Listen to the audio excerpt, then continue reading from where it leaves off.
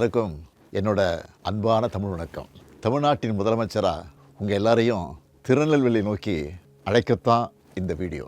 வரலாற்றை தெரிஞ்சுக்கிறதும் மீட்டெடுக்கிறதும் இதுக்காக வெறும் பழம் பெருமையை பேசி அதிலேயே மனநிறைவு அடைகிறதுக்காகவா? இல்லை. நாம் வந்த பாதையை தெரிஞ்சுக்கிட்டு எதிர்காலத்தில் இன்னும் முற்போக்கா இன்னும் பரந்த மனப்பான்மையோடு வளர்கிறதுக்கான தேடல் இது. இந்திய துணைக்கண்டத்தின் வரலாறு தமிழ் நிலப்பரப்பில் இருந்து தான் எழுதப்படணும்னு தொடர்ந்து நான் சொல்லிட்டு வரேன். இது ஏதோ தற்பெருமைக்காகவோ மேடை அலங்காரத்துக்காகவோ பேசின வெற்று பேச்சு இல்லை. அறிவியல் பூர்வமான உண்மை இதுன்னு நம்ம திராவிட மாடல் அரசு தொடர்ந்து மெய்ப்பிச்சுட்டு வரோம்.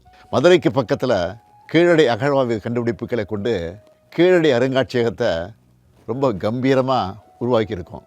அடுத்ததாக இப்போ திருநெல்வேலியில் புறணை அருங்காட்சியகத்தை திறந்து வைக்கிறேன். புறணை ஆற்றங்கரை நாகரிகத்தில் நுண் கற்கருவி காலம் தொடங்கி இரும்பு காலம், தொடக்க வரலாற்று காலம்னு தொடர்ச்சியாக வரலாற்று தடயங்கள் புறணை ஆற்றங்கரை பகுதிகளில் ஏராளமாக கிடைக்குது.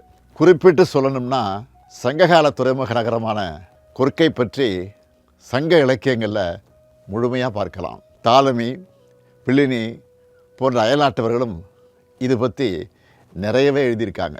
கொர்க்கையில் கிடைக்கக்கூடிய முத்துக்களை பற்றி சிறப்பாக குறிப்பிடுறாங்க. அதே போல் ஆதிச்சநல்லூர், சிவகலை போன்ற இடங்களில் இரும்பு காலத்தை சார்ந்த புதைப்பிட பகுதிகளும் மக்கள் வாழ்விட பகுதிகளும் கண்டுபிடிக்கப்பட்டிருக்கு. திராவிட மொழிகளின் ஒப்பிலக்கண உள்ள உலகுக்கு கொடையாக கொடுத்த ராபர்ட் கால்டுவெல் அவர்கள் 1876ஆம் ஆண்டிலேயே கொர்க்கையை ஆய்வு செஞ்சதோட சிறிய அளவில் அகழ் ஆய்வும் செஞ்சார்.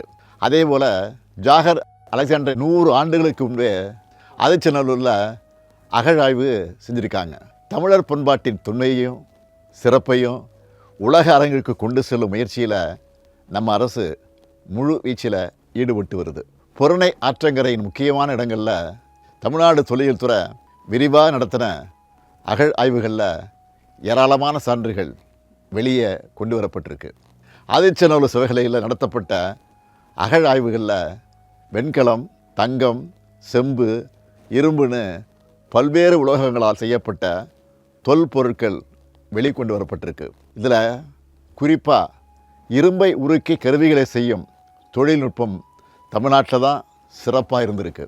தொல்லியல் அகழாய்வுகளில் இதுவரை கிடைச்ச இரும்பு பொருட்கள்லேயே காலத்தால் முந்தைய இரும்பு சிவகலையில் கிடைச்ச இரும்பு தான் என்பதும் அறிவியல் அடிப்படையிலான காலக்கணிப்பு முடிவுகள் மூலமாக உறுதி செய்யப்பட்டிருக்கு. உலகின் தலைசிறந்த அறிஞர்கள் முன்னிலையில் இந்த அறிவிப்பை ஜனவரி 2025 நான் உலகுக்கு வெளியிட்டேன். புறணை ஆற்றங்கரை அகழ் ஆய்வுகளில் கிடைச்ச தொல்பொருட்கள் இந்த பகுதியிலேயே அருங்காட்சியகம் அமைச்சு காட்சிப்படுத்தப்படும்னு அறிவித்து அந்த பணிகள் நிறைவடைஞ்சு இப்போது பிரம்மாண்டமாக உருவாகியிருக்கு. மின் விளக்குகளின் அலங்காரத்தில் ஜொலிக்கிற புறணை அருங்காட்சியகத்தோட ட்ரோன் காட்சிகளை உங்களில் பலர் பார்த்துருப்பீங்கன்னு நம்புகிறேன். 2023ஆம் ஆண்டு மார்ச்சில் நான் திறந்து வச்ச கீழடி அருங்காட்சியகத்தை 2025 நவம்பர் வரை 12,50,000 பேர் உலகெங்கும் இருந்து வந்து பார்த்துருக்காங்க.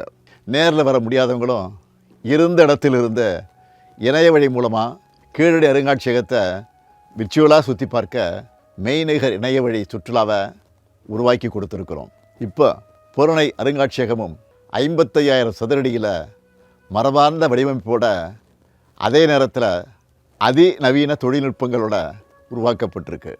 டிஜிட்டல் முறையில் உருவகப்படுத்தப்பட்ட இரும்பு உருக்கு செயல்முறை, 5D முறையில் தமிழ் நிலங்களின் வழியாக உணர்வு பயணம், பாண்டி விளையாட்டு தரை ஒளிப்படக் காட்சி, தொல்லியல் வரலாற்று பின்புலம் குறித்த டாக்குமெண்ட்ரி படம், மெய்நிகர் படகு அனுபவ உருவகம், ஆற்றுப்பள்ளத்தாக்கு நாகரிகங்களின் தொடுதிரை காட்சி, கருவிகளை உருவாக்கும் ஊடாடு சுவர் அதாவது இன்ட்ராக்டிவ் வால், டிஜிட்டல் ஃபீட்பேக் மையம், புறணையின் குரல் பயணம் போன்ற ஏராளமான நவீன தொழில்நுட்ப அனுபவங்கள் இங்கே நீங்கள் பெறலாம். தமிழர்களின் தொன்மையை, தமிழர்களின் நாகரிக மேன்மையை இந்த தலைமுறையினருக்கு மட்டுமல்ல, ஜென்சி உள்ளிட்ட அடுத்தடுத்த தலைமுறைக்கும் எடுத்துகிட்டு போகணும்னு பார்த்து பார்த்து இவ்வளவும் செஞ்சுருக்கிறோம்.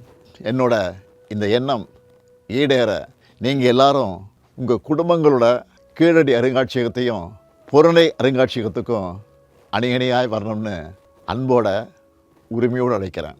நம்மளோட பெருமையும் வரலாற்றையும் நாம் முதல்ல தெரிஞ்சுக்கிட்டால் தான் உலகத்துக்கு அதை எடுத்து சொல்ல முடியும். அதுக்கான நம்ம அரசின் முயற்சிக்கு உங்கள் ஆதரவு. கீழடி நம் தாய்மொழி, புறநை தமிழரின் பெருமைன்னு உரைக்கச் சொல்வோம். நன்றி, வணக்கம்.